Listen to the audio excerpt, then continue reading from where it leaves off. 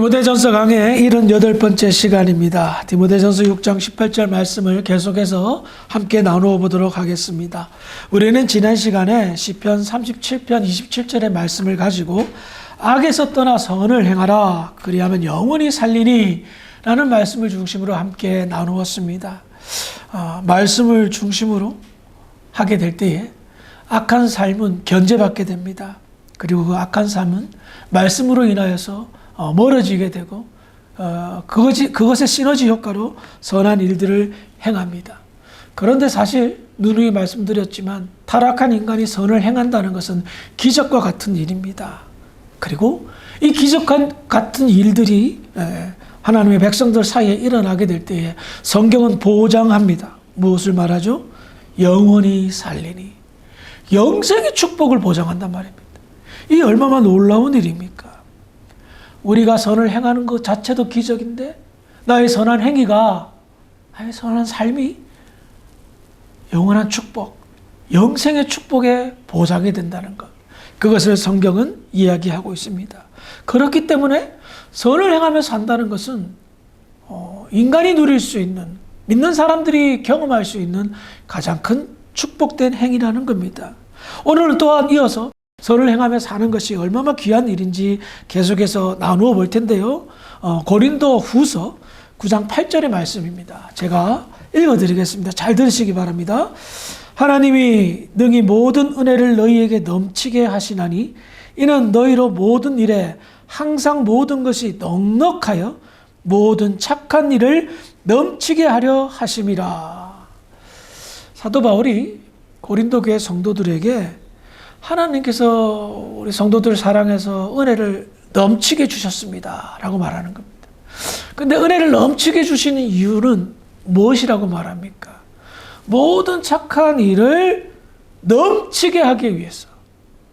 그러니까 선한 일을 많이 할 수 있도록 하나님이 충분히 축복을 하심을 이야기하고 있습니다.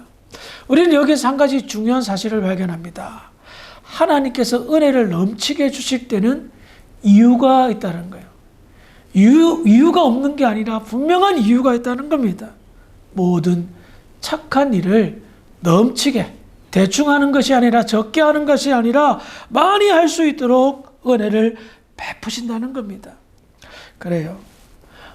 우리는 이 말씀을 통해서 다시 한번 깨닫습니다. 하나님이 원하시는 성도의 삶, 착한 일을 많이 하는 삶이라는 겁니다. 그러면 왜 하나님께서는 믿음의 사람들, 하나님의 백성들에게 착한 일, 선한 일을 많이 할 수 있도록 도와주고 은혜를 베푸시고 요구하고 계실까요? 그 첫 번째는 우리가 지난 시간에도 몇 주간에 걸쳐서 살펴보았지만 하나님의 창조 목적이 선을 행하는 것이고 구원 목적 중에 하나가 선을 행하는 것. 하나님이 만드신 이 피조물을 향하여, 인간을 향하여, 각종 짐승들을 향하여 좋은 일을 하게끔 하는 것이 하나님의 창조 구원 목적이었던 겁니다. 그렇게 창조 목적이 뚜렷해지고 구원 목적이 뚜렷해지면 그와 같은 선을 행하는 믿음의 사람들이 많아지면 어떤 공동체가 세워질까요? 교회 공동체가 세워지죠. 그 교회의 공동체는 하나님 보시기에 좋은 선한 공동체, 선을 많이 행하는 공동체가 된다는 겁니다. 그러면 주변의 사람들이 어떤 시선으로 보게 될까요?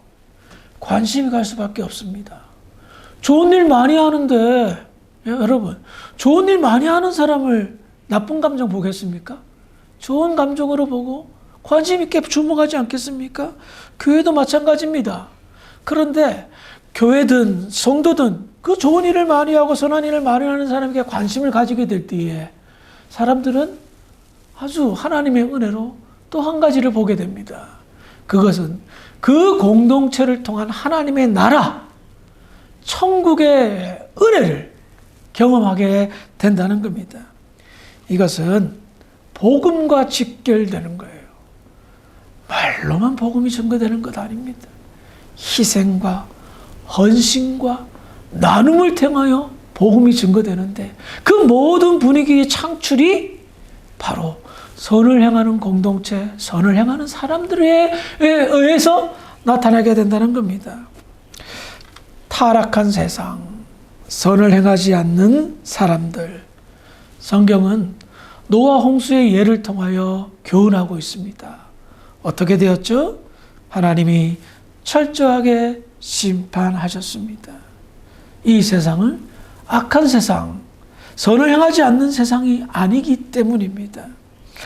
그런데 하나님께서는 악만 행한다고 해서, 범죄한다고 해서 심판만 기대하고 계시지는 아니라는 겁니다. 하나님의 본래 계획, 물론 하나님의 그 계획 안에는 심판도 있지만 가장 주된 계획은 뭡니까? 구원이라는 겁니다. 구원이 하나님의 가장 중요한 계획이에요. 구원 다음에 심판이에요. 심판은 구원에서 파생된 계획이에요, 사실은. 그래서 하나님은 넘치도록 은혜를 베푸는 거예요. 왜? 선을 많이 행하게 하고 그 선한 행동이 복음의 역사를 일으키고 주변의 사람들의 닫혀졌던 눈이 벌떡 떠지게 하기 위한 하나님의 놀라운 계획이라는 겁니다. 하나님께서 은혜를 넘치도록 베푸십니다. 하나님의 은혜를 받은 사람들, 착한 일을, 선한 일을 은혜 받은 바대로 베풀고 나눕니다. 그러면 그 분위기 얼마나 좋은 분위기겠습니까? 자연스러운 하나님의 나라의 분위기를 나타내게 된다는 겁니다. 여러분들도 신앙생활 오래 해보셔서 알겠지만 교회 분위기 정말 중요합니다. 선을 베푸는 사람들이 많은 교회, 그것은 결국은 하나님이 그분에게 은혜를 넘치도록 주었기 때문에 받은 바 은혜로 선을 많이 베풀잖아요. 은혜 받는 사람들이 많고 그리고 베푸는 사람들이 많으면 나빠질래야 나빠질 수가 없겠죠. 좋은 분위기가 나타난다는 겁니다. 바울이 각종 서신서를 보냈는데 그 서신서는 대부분 교회에 보냈습니다. 물론 개인, 디모데 같은 개인에게도 보냈지만 교회에 보냈는데 바울이 늘 힘든 게 뭐였냐면 교회들의 분위기가 문제가 있었기 때문입니다. 특별히 분쟁의 문제, 다툼의 문제입니다. 교회 내의 갈등과 분쟁과 다툼, 결단코 좋은 분위기를 연출될 수가 없고요. 하나님의 은혜로 그런 갈등과 분위기가 나타날 수는 없단 말입니다. 디모데 전서의 배경이 되는 에베소 교회 역시 마찬가지로 교회 내에 갈등이 있었던 겁니다. 그러니 좋은 분위기가 연출될 수가 없었고 하나님의 나라의 확장 사역이 멈춘 상태가 되었던 겁니다. 그래서 바울은 디모데전서 마지막 부분에 부한 자들에게 명하여 선한 일을 많이 할 수 있도록 권면하고 있다는 겁니다. 교회의 분쟁의 아이콘 하면 고린도 교회를 들 수가 있습니다. 바울이요, 고린도 교회에 전서와 후서를 보냈고요. 그 외에 알려지지 않은 서신을 여러 번 보냈습니다. 그리고 바울 이후에 속사도 시대에 한 기원 후 한 130에서 50년경에도 그 속사도들이 고린도 교회에 또 편지를 써서 분쟁의 문제를 다루었어요. 참 희한하죠. 왜 그런 줄 아세요? 고린도 교회가 정말 성령의 역사가 많이 나타났습니다. 각종 은사들이 많이 나타났어요. 얼마나 뜨거운 교회예요. 근데 문제는 그 교회에 당짓는 문제가 생긴 거예요. 나는 베드로파다. 나는 바울파다. 나는 아볼로파다. 분당을 하면서 엄청난 분쟁과 갈등이 있었던 겁니다. 그러니 보십시다. 성령의 강한 역사가 나타난 교회가 다투고 싸우고 갈등하니 선한 일이 일어날 수 있겠습니까? 서로 못 잡아먹어서 난린데요. 재판도 벌어지고요. 그래서 사도 바울은 세상 사람들한테 재판 거는 건 거 아니다라고 고린도 교회 성도들에게 부탁을 하고 있습니다. 그래 분위기가 얼마나 나빴겠습니까? 성령 충만했고 역사가 나타났지만 정말 안타깝게도 좋은 분위기를 나타내지 못했던 거예요. 그래서 우리는 기억해야 돼요. 고린도 교회는 은혜를 사모한 교회였지만 받은 바 은혜를 관리하지 못한 교회였습니다. 여러분들 은혜를 사모하는 줄 압니다. 그 받은 바 은혜를 잘 관리해야 된다는 겁니다. 어떻게? 선한 일을 많이 함으로 선한 영향력을 끼치고 선한 분위기를 만들고 그러므로 인하여 하나님의 나라의 분위기, 천국의 분위기를 나타내는 것입니다. 그것이 선을 행하는 것의 가장 아름다운 축복인 줄 믿으시고 나를 가장 복되게 하는 줄 믿으시기 바랍니다. 이어서 갈라디아서 6장 10절의 말씀을 보도록 하겠습니다. 제가 읽어드리겠습니다. 그러므로 우리는 기회 있는 대로 모든 이에게 착한 일을 하되 더욱 믿음의 가정들에게 할지니라. 제가 성경 여러 곳을 찾으면서 선행하는 것에 대해서 이야기를 하고 있는데요. 바울은 갈라디아 교회 성도들에게 부탁을 합니다. 착한 일을 하라고, 선한 일을 하라고. 그런데 먼저라고 말합니다. 먼저 누구에게 하라고 합니까? 믿음의 가정들에게. 같은 교회 다니는 믿음의 성도들에게 먼저 하라고 우선순위를 둡니다. 이와 같은 권면, 이기적인 권면일까요? 아니면 우리끼리 잘 먹고 잘 살자라는 의미일까요? 결단코 그렇지 않습니다. 이 말씀을 이해해 보려면 먼저 당시 시대적 상황을 살펴볼 필요가 있습니다. 당시 교회는 우대받고 사랑받는 공동체가 아니었습니다. 교회의 존재를 의심하고 이상하게 생각하는 사람들이 더 많았습니다. 그래서 정말 푸대접을 받았고요. 심지어 핍박을 받았던 시절이었습니다. 게다가 교회의 구성원들은 다채로웠습니다. 귀족들도 있었지만 심지어 노예들도 있었습니다. 그래서 교회는 먼저 서로가 서로를 사랑하고 챙기고 섬겼어야만 했던 것입니다. 더 나아가 교회 공동체는 당시 시대적 상황 속에서는 정말 사회적 변혁을 일으킬 일들을 하였습니다. 그것이 교회 구성원들 간의 호칭의 문제였습니다.